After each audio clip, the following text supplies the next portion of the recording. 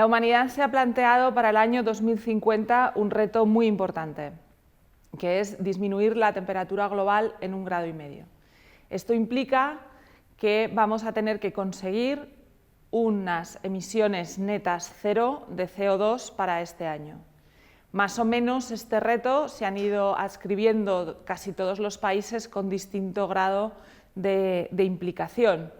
Lo que sí que es cierto es que vamos a tener que afilar mucho los lápices para conseguir pasar de la situación actual de emisiones a una situación de emisiones netas cero, donde resulta muy relevante el caso de las emisiones que se producen por la propia generación de energía, aproximadamente el 30%, las emisiones que se producen por la industria, otro 30%, y las emisiones que se producen por la movilidad, que son aproximadamente del 18%.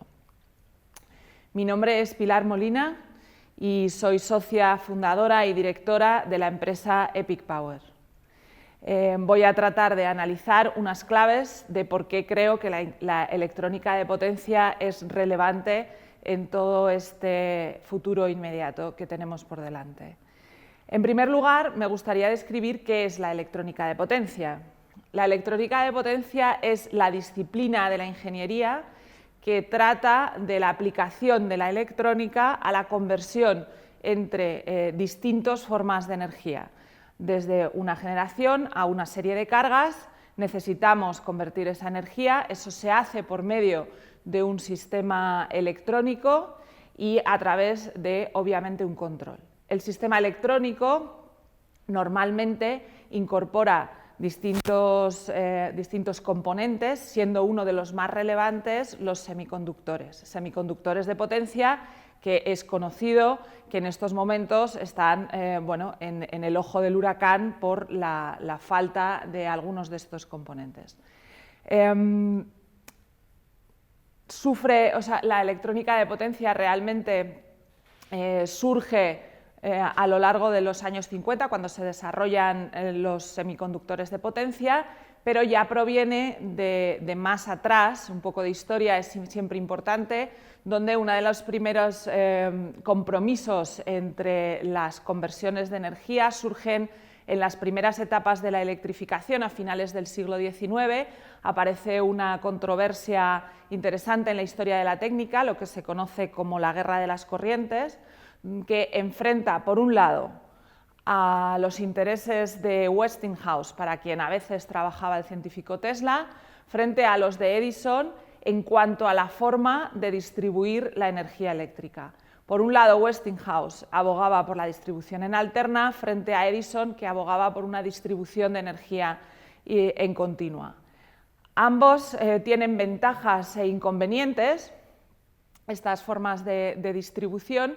Si bien a finales del siglo XIX, en concreto ya para la exposición de Chicago de finales del siglo XIX, la exposición internacional, se decanta la balanza hacia el lado de la distribución en alterna, sobre todo por un factor muy importante, que es la disponibilidad de un elemento que permite de forma sencilla convertir bajas tensiones en altas tensiones, y esto es un transformador de alterna. No existía en aquel momento tecnología suficiente para tener ese transformador de continua entre bajas tensiones de utilización y altas tensiones para distribución de la energía a largas distancias. Si bien es verdad que esto, que se denomina la guerra de las corrientes y que parece que gana el lado de la alterna, ya de un tiempo a esta parte aparecen voces, como por ejemplo aquí aparece el MIT Technology Review ya en el año 2012, cuestionando si esto fue simplemente una batalla o se ganó definitivamente una guerra. ¿Y todo esto por qué? Bueno, pues es importante reseñar que la generación de la energía está cambiando por varios aspectos, donde sobre todo el uso cada vez más prevalente de las energías renovables, necesario, aunque no suficiente, pero sí necesario para este reto del 2050, pues aparecen nuevas, cada vez más incremento de distinto tipo de generaciones de energía, pero sobre todo un incremento importante de la generación de energía solar y también eólica. Pero la energía solar, y esto es importante reseñar, es una energía que se genera directamente en continua, es decir, una celda fotovoltaica está generando energía en continua. Además, no solo tenemos cada vez más energía solar, sino que también esta energía se produce de una manera más descentralizada.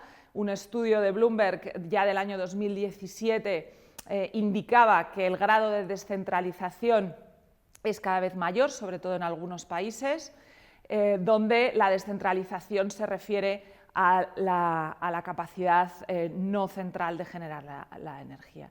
También el uso de la energía ha ido cambiando a lo largo del tiempo. Uno de los impulsores más importantes de la electrificación a finales del 19 fue la iluminación. Edison había modificado y mejorado la bombilla. La iluminación a día de hoy, la bombilla se puede alimentar en alterna o en continua, pero la iluminación a día de hoy se basa mayoritariamente en una iluminación basada en LED, donde el LED es un elemento electrónico que utiliza realmente energía continua. Y de hecho son necesarios ciertos equipos electrónicos por el hecho de que la distribución actual es en alterna. Todos los electrodomésticos basados en LEDs, como son hoy en día las televisiones y las pantallas, por tanto, también utilizan la energía en continua, pero no solo. Por ejemplo, una cocina de inducción, la mejor manera de alimentarla sería en continua. Y también todos los sistemas de vehículo eléctrico que utilizan baterías, que son en continua, pues pueden alimentarse o pueden cargarse esas baterías en alterna, pero la mejor forma y la forma más rápida de hacerlo es en continua. Además de las cuestiones relacionadas con la movilidad eléctrica, el almacenamiento de energía, normalmente o casi en parte en baterías, también es algo que se realiza en continua, donde el almacenamiento de energía aparece a varios niveles, desde gran escala en grandes contenedores de baterías, como a pequeña escala, donde, por ejemplo, se puede ver cómo hoy en día en grandes superficies está disponible al público en general sistemas de autoconsumo sencillos que incorporan el almacenamiento. Luego, desde gran nivel a bajo nivel, estamos utilizando almacenamiento de energía. Desde mi empresa Epic Power nos dedicamos a trabajar con distintos sistemas de estas características que van evolucionando con los años, tanto en su capacidad o en su densidad energética, como en la capacidad de ciclado, como en la potencia que somos capaces de insertar y sacar de forma rápida de este tipo de elementos. Sí que es significativo enseñar una gráfica como la que se ve aquí, proporcionada por Bloomberg, donde se ve cómo el precio de los packs de baterías de litio ha ido descendiendo a lo largo de los años, incluso con descensos del 20% anual, y la previsión es que tengamos packs de baterías de litio de aproximadamente $100 por kilovatio hora en el futuro inmediato.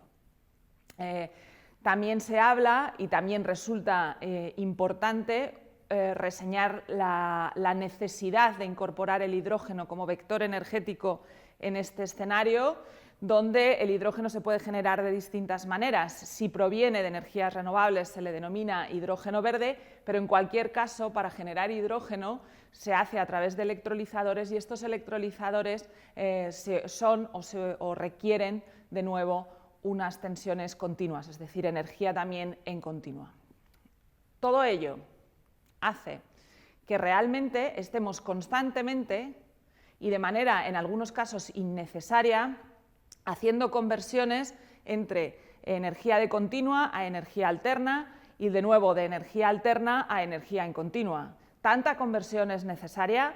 Pues no en todos los casos. Además, en cada conversión, por muy bien que se haga, que se hace muy bien, porque la electrónica de potencia ha avanzado mucho en eso y son procesos realmente eficientes, pero aún así sí que hay una serie de pérdidas.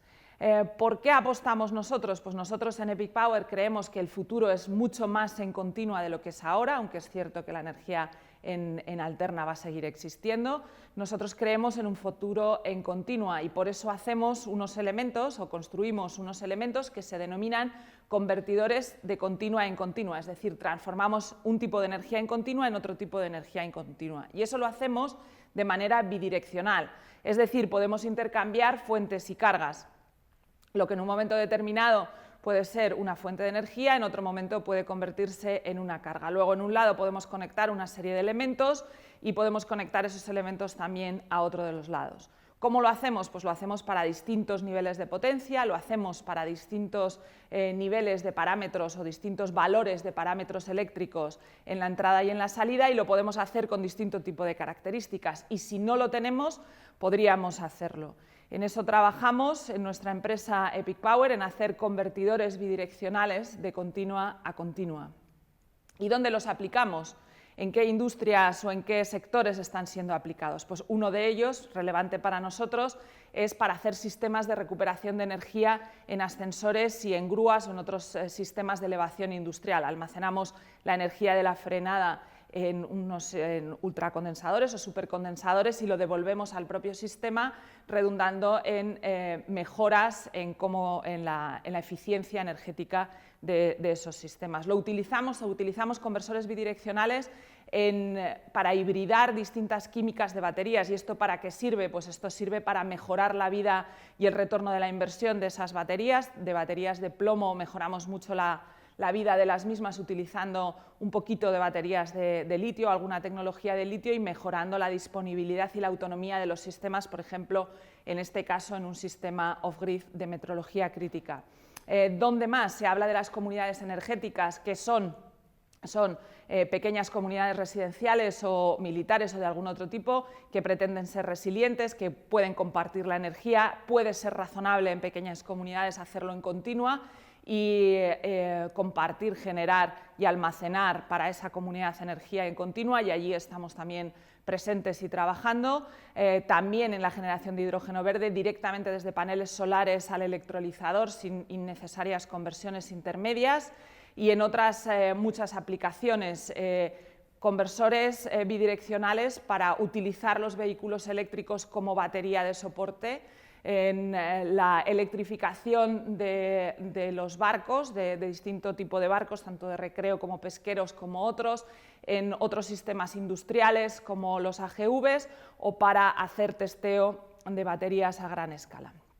Nuestra empresa Epic Power está en Zaragoza, se fundó en 2013, y creo que es muy importante reseñar que somos una spin-off de la Universidad de Zaragoza. España es un país puntero a nivel académico y con grandes centros de investigación en electrónica de potencia distribuidos en todo el país, muy importante. Uno de esos grupos es el Grupo de Electrónica de Potencia y Microelectrónica de la Universidad de Zaragoza, de donde nosotros provenimos, y hacemos una cosa que se llama transferencia universitaria, que es parte del conocimiento de la universidad, transferirlo a la sociedad. Creo que es una parte muy relevante de nuestra trayectoria y creo que debería existir más en nuestro país, más transferencia universitaria. No solo diseñamos los convertidores, sino que también los industrializamos y los producimos, lo cual nos da un valor añadido adicional, pero tratamos siempre de hacer esto desde la relación con la investigación y la relación con la universidad. Exportamos a 25 países. Ejemplos de nuestros convertidores están desde un robot que coge fresas en California a unas celdas de combustible en Taiwán.